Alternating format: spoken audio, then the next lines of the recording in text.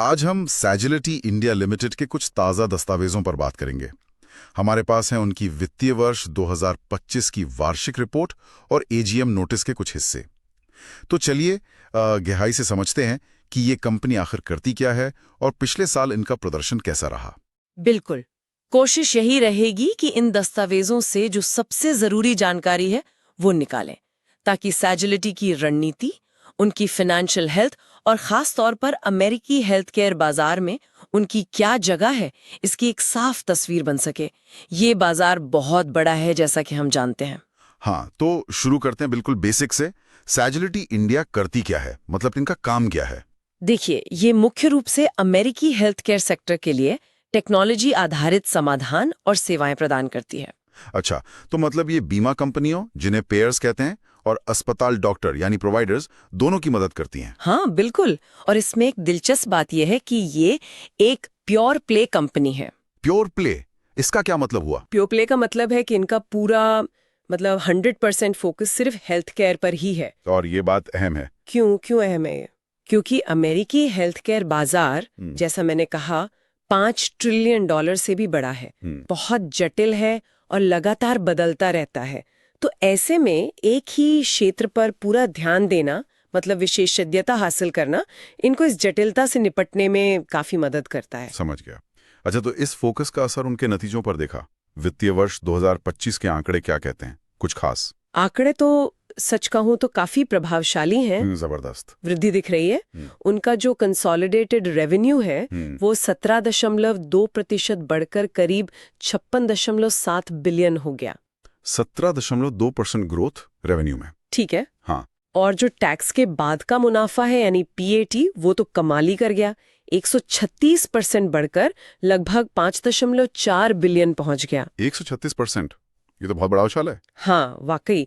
और साथ ही उनका जो एडजस्टेड इबिटा मार्जिन है वो भी सुधरकर 26.4% हो गया है। तो ये इतनी जबरदस्त ग्रोथ आई कहां से? क्या मौजूदा क्लाइंट से ही या कुछ नया भी हुआ?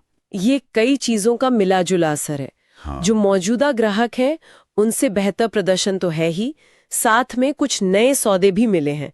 और एक बड़ा फैक्टर रहा ब्रॉडपाथ नाम की कंपनी का अधिग्रहण। हाँ, ब्रॉडपाथ अधिग्रहण, मैंने भी पढ़ा इसके बारे में। ये काफी चर्चा में था। इसने क्या असर डाला? इसने उन्हें अमेरिकी हेल्थ केयर मार्केट के एक खास हिस्से, मतलब मिड मार्केट पेयर सेगमेंट तक सीधी पहुंच दिला दी। इससे करीब 30 नए क्लाइंट ग्रुप्स जुड़े, तो रेवेन्यू तो बढ़ा ही। लेकिन मार्जिन पे शायद थोड़ा असर पड़ा होगा शुरुआत में। अधिग्रहण के बाद ऐसा होता है अक्सर। हाँ, शुरुआत में मार्जिन पर थोड़ा असर तो पड़ा, लेकिन ये उनकी सोची समझी विस्तार की रणनीति का हिस्सा लगता है। लॉन्ग टर्म प्लान है। विस्तार की बात चल रही है, तो टेक्नोलॉजी के फ्रंट पर क्या चल रहा है? आजकल एआई, जेनरेटिव एआई की बहुत बातें होती हैं। बढ़ाने पर बहुत ध्यान दे रहे हैं, खास तौर पर जेनरेटिव एआई और बीपीएएस यानी business process as a service model पर। बीपीएएस, ये क्या है?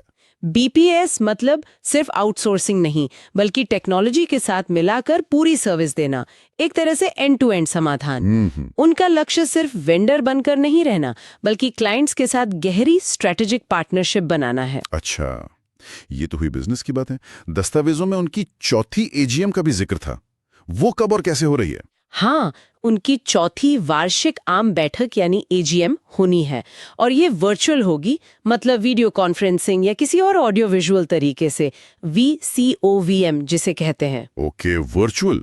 तो एजेंडा क्या है मुख्य? मुख्य एजेंडा में पिछले साल यानी FY25 के जो वित्तीय खाते हैं उनको अपनाना शामिल है, और एक निदेशक हैं श्री मार्टिन आई कोल, उनकी फिर से नियुक्ति का प्रस्ताव भी है। और वोटिंग वगैरह कैसे होगी? वर्चुअल में प्रॉक्सी तो नहीं चलती शायद? सही कहा।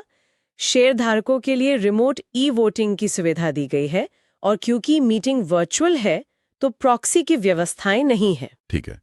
और कॉर्पोरेट गवर्नेंस, सोशल जिम्मेदारी, इन सब पर भी कुछ कहा गया है? जी हाँ, दस्तावेजों में कॉर्पोरेट गवर्नेंस के मानकों का पालन करने पर जोर है। साथ ही सस्टेनेबिलिटी और CSR यानी कॉर्पोरेट सामाजिक जिम्मेदारी पर भी। उनकी CSR पहलें ज्यादातर स्वास्थ्य, शिक्षा और लोगों की आजीविका सुधारने पर केंद्रित हैं। तो अगर हम इन सब बातों को समेटें तो सैजिलिटी इंडिया की क्या तस्वीर बनती है आखिर में? देखिए, तस्वीर ये उभरती है कि सैजिलिटी एक बहुत ही फोकस्ड कंपनी है। वो अमेरिकी हेल्थ केयर जैसे एक मुश्किल लेकिन बड़े बाजार में काम कर रही है और उसकी गहरी समझ रखती है। वित्तीय नतीजे मजबूत हैं, टेक्नोलॉजी पर दाव लगा रही है और अधिग्रहण के जरिए होशियारी से विस्तार कर रही है। बिल्कुल। और जाते जाते श्रोताओं के लिए एक सवाल छोड़ जाते हैं सोचने के लिए। हाँ, एक विचार ये है कि अमेरिकी हेल्थ केयर सेक्टर में लागत का दबाव बढ़ रहा है, नियम बदल रहे हैं, एआई जैसी टेक्नोलॉजी तेजी से आ रही है। तो ऐसे माहौल में सिजिलिटी जैसी विशेषीकृत कंपनियां भविष्य में अपनी ये जो शानदार ग्रोथ है और बाजार में अपनी अहमियत है, उसे कैसे बनाए रखेंगी, ये देखना वाकई दिलचस्प होगा कि वो इन चुनौतियों से कैसे निपटती हैं और खुद को कैसे